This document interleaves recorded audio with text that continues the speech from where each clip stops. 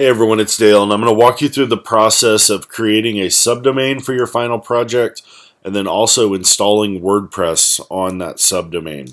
So once you log into Bluehost, you should be in this screen right here. And what we want to do first, before we install WordPress, we have to create the subdomain where we're going to do so. So you're going to click on Domains, and then you see right here there's an option for subdomains. So here is the place where you can create that subdomain.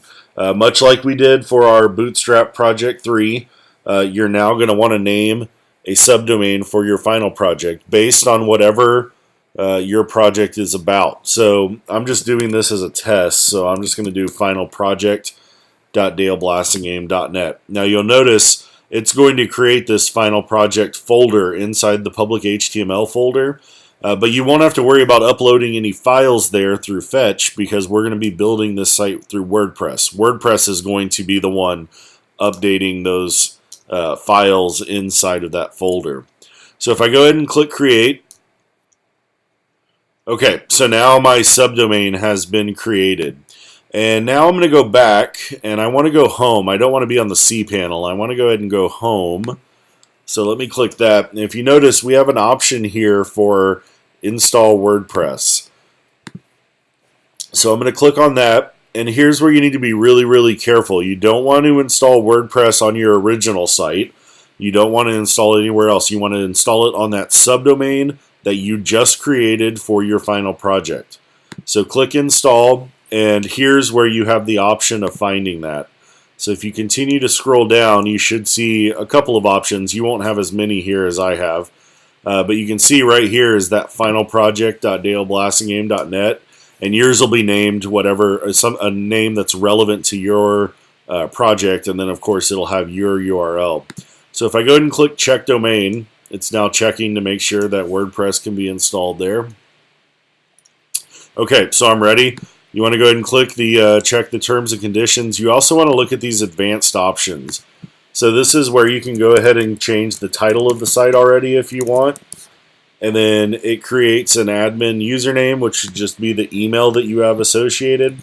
And then here's a password that you can create for this. You want a really strong password on these. So I'm going to go ahead and copy that just for right now. I'm going to hit install.